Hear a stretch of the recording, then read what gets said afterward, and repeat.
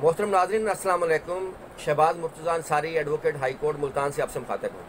आज मैं जिस टॉपिक पर बात करूँगा वो है निकाहनामा में हक़ुल महर व दीगर शराइत लिखने का तरीक़ाकार।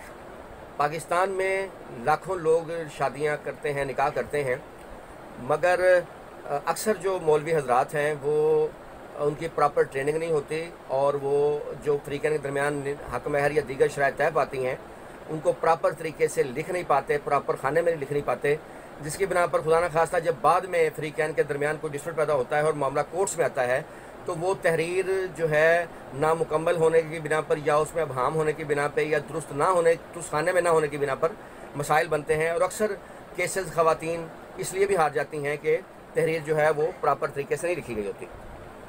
इस टॉपिक पर बात करने से पहले मेरे जो वीडियो लेक्चर्स हैं अगर आपको पसंद आते हैं तो आप हमारे चैनल को सब्सक्राइब करें ताकि आपको आइंदा भी मेरी कानूनी वीडियोस मिलती रहें। इनको लाइक भी कर सकते हैं और इसको शेयर भी कर सकते हैं ताकि बाकी लोग भी जो हैं इनसे इस्तेफादा हासिल कर सकें और अपने राइट्स के बारे में आगाह हो सकें।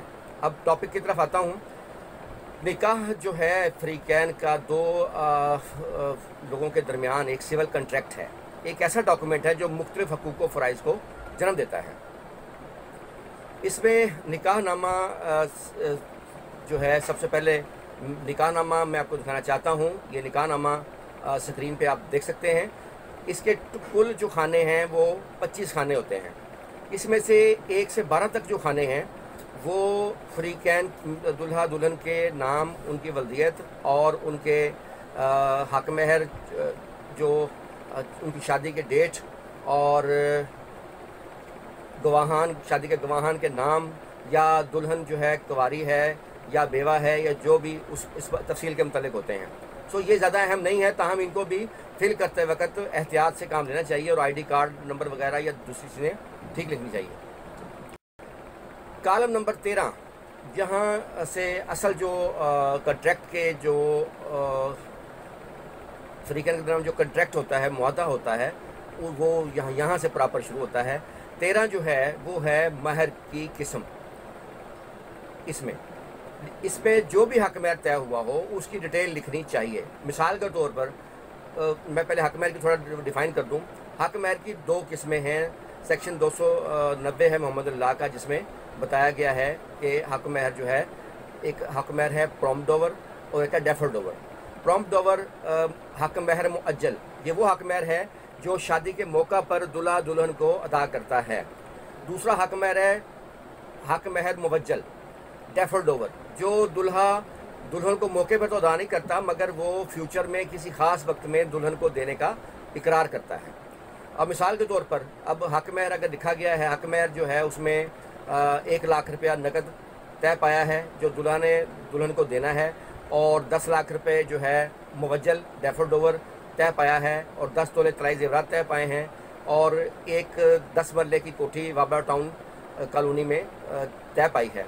तो उसको इसी खाने में तीनों की डिटेल आनी ज़रूरी है। यहाँ पे महर की रकम जो लिखी हुई है उसमें ऐसा इस तरह लिखा जाएगा कि मुबलग 1 लाख रुपये मुअज्जल जो दुल्हा ने दुल्हन को बवक्त निकाह अदा कर दिया, या ब्रैकेट में मुबलग 1 लाख रुपये मुअज्जल लिखकर ब्रैकेट में अदाशुद भी लिखा जा सकता है, व मुबलग 10 लाख रुपये मुवज्जल जो और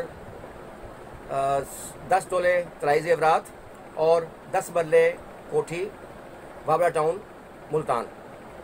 ये मुख्तसर इसकी डिटेल आएगी इस खाने में। हक़ महर के बारे में है वो है खाना नंबर 14, कॉलम नंबर 14। उसमें पूछा जाता है कि महर की कितनी रकम जो है मुअज्जल है और कितनी मुवज्जल है। यानी कितनी रकम मौके पर अदा की गई और कितनी बाद में अदा होनी है। इसमें भी जो रकम अदा की गई है उसका हवाला देना ज़रूरी है। जैसे मुबलग 1 लाख रुपये रकम मुअज्जल और मुबलग 10 लाख रुपये रकम जो है वो मुवज्जल है, यानी डेफर्ड ओवर है। खाना नंबर 15 है, आया महर का कुछ हिस्सा शादी के मौका पर अदा किया गया या नहीं। यहाँ पर 1 लाख रुपये चूँकि अदा हो चुका है या कर दिया गया है, तो उस बाबत लिखा जाएगा कि मुबलग 1 लाख रुपये शादी के मौका पर दुल्हा ने दुल्हन को अदा कर दिया। आप स्क्रीन पर भी जो है इनको ये जो वजाहत है इसको देख सकते हैं कि तहरीर इस तरह लिखी जाना। फिर अगला खाना नंबर 16 है, आया पूरे महर या उसके किसी हिस्से के एवज कोई जायदाद दी गई।